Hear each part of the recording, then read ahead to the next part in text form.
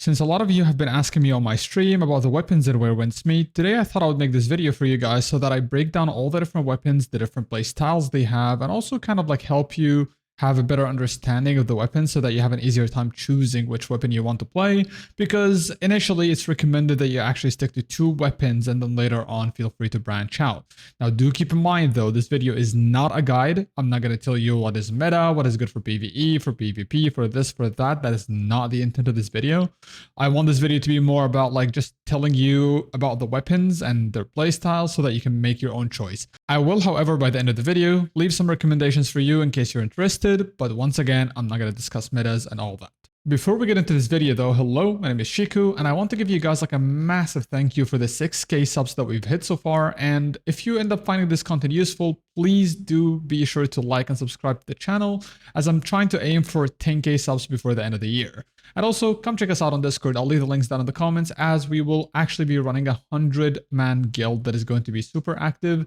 So in case you're looking for people to play with or simply hang out with, come check us out on the Discord as well. With that out of the way, let's get straight into the video. So in this game, we have 7 weapons, but do keep in mind 7 weapons does not equal 7 different playstyles, as every weapon for the most part has more than one playstyle. And this is why we have actually a lot of different playstyles, which I'll break down for you right now. Let's start with the sword, as that is like one of my favorite weapons in the game. In the sword category, you have 2 different playstyles. One of them is the nameless sword and one of them is the strategic sword. The nameless sword is more about like dash attacks. You have like very high single target damage, and also you have like a chi shield. Chi is like kind of like the inner energy type of thing, in which you can create a shield around yourself. It's one of the best playstyles, honestly, for Blade, and I personally really like the playstyle.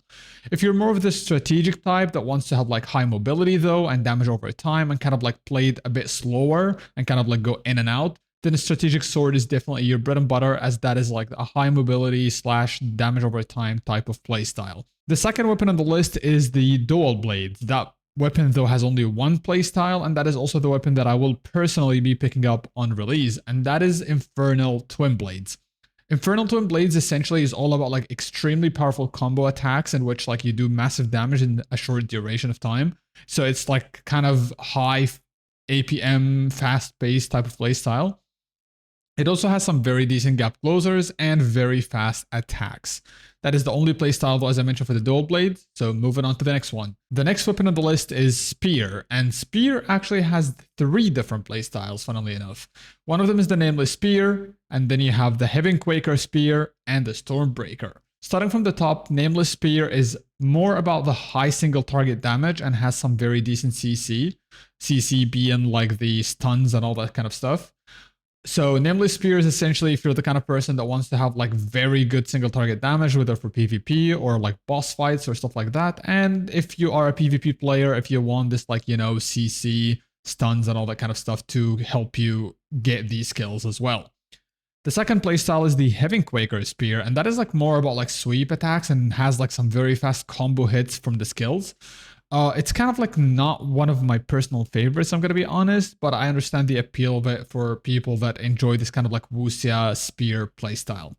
And the third playstyle is Stormbreaker Spear. Stormbreaker Spear is like mainly for those of you guys that want to play a tanky playstyle, as its playstyle is mainly based on damage reduction buff for you and also debuffing the enemies. So this is like kind of the type of route you would take if you want to play a tank, and I will talk about the tanks in a moment here.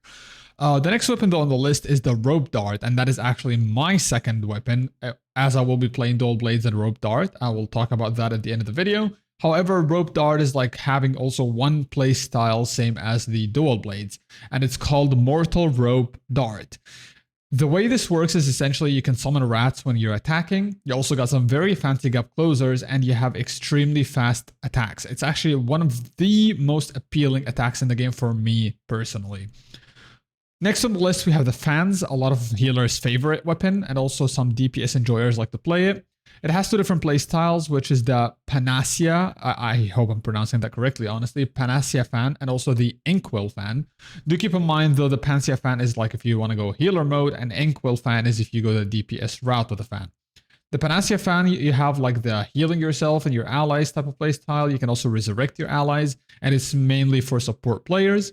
Inkwell Fan, on the other hand, is a DPS route if you want to like have more range attacks, and do keep in mind it has very solid range attacks, in fact. And also you have some fancy aerial attacks as well if you are leaning more into the DPS fan style. The next weapon on the list, which goes hand in hand with the fan to a lot of people, is the Umbrella. And same like the fan, it has two different playstyles, one for supporting and one for DPSing. In the Umbrella weapon, we have Soulshade Umbrella and we have Ninefold Umbrella. Soulshade Umbrella is like more about AoE heals and also damage buffs if you want to buff your allies or yourself or whatever. And Ninefold Umbrella is the DPS route, which also has some like very cool and fancy looking range attacks. And honestly, one of my favorite animations in the game as well. Now, remember when I said I will be talking about tanks in a minute? Well, next on the list, we have Blade. Blade is essentially the main hand weapon for pretty much all tanks. It has only one playstyle, however, and that is the Thundercry Blade. And that is like essentially the main weapon that all tanks are going to take because it has very, very, very insane tanking potential. It has aggro for mobs as well, like you can pull aggro from mobs. You can have shields as well that are based off of your max HP. Everything about the weapon is essentially built for tanks.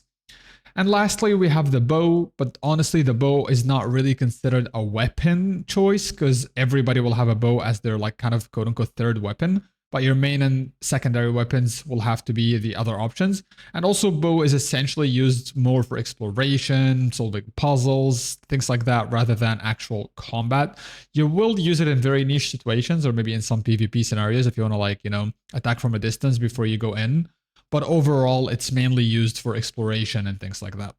Now, this pretty much covers all the weapons the game has to offer, plus their playstyles. Do let me know down in the comments, what are you going to be playing?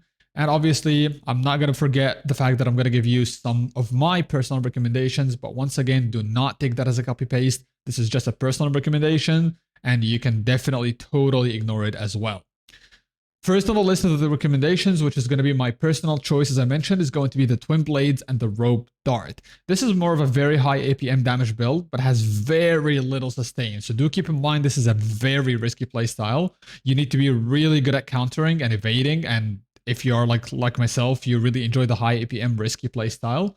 Or if you have like a dedicated healer with you most of the time that will, you know, keep you alive, especially in raids and PvP and things like that. Next on the list of the recommendations, I have Infernal Twin Blades and Panacea Fan. The reason for that weapon choice, or you could also change, by the way, the Infernal Twin Blades to the Blades if you prefer that more. This is like a very good mix of like DPS and healing as well whenever you need to sustain yourself, especially in hard fights in PvP. So this is like a very solid build for those of you that want to keep that sustain while also being able to dish out a lot of damage. Another recommendation that I have is the Nameless Sword and the Stormbreaker Spear as well. This is more about like dash attacks with debuffs and damage over time. If you're the kind of person that likes like to go in and out and play it slow and have, you know, some form of damage over time to play around. A very common choice as well for healers on my recommendations list is obviously the Panacea Fan plus the Soulshade Umbrella. That is like basically the build that has a lot of healing, a lot of buffing potential, and also it makes it a lot more appealing for healers as well, because that is essentially the main healing kit of the game. And lastly on the list, we have a tank option, which in my opinion, probably and arguably the best tank option in the game, and that is the Blade and the Stormbreaker Spear. The reason for that is because you have a ton of shielding potential. You also have a shield that is based off of your HP from your Blade. You have very decent amount of CC. You have very high HP if you build correctly. It basically makes you like a menace to deal with as a tank, and that is why I have it on my list as possibly the best tank option as well. Now, once again, as I said before, this is not meant to be a guide. This is not meant to tell you what to play and what you shouldn't play. You should experiment with all the weapons that you enjoy and make your own play style and have fun in the game. And do keep in mind, once again, the only recommendation I have is that you stick to 2 weapons initially to focus on like upgrading them, leveling up their skills, all this stuff to make your life easier when you're, you know, leveling up and doing the story. But outside of that, experiment to your heart's desire. Once again, if you found this video helpful, don't forget to like, subscribe, as it does help me out tremendously. And come check me out on Twitch, as I'll be streaming this game extensively as well on release, and before that as well on the Chinese server. So I'll see you there, and until the next one, peace.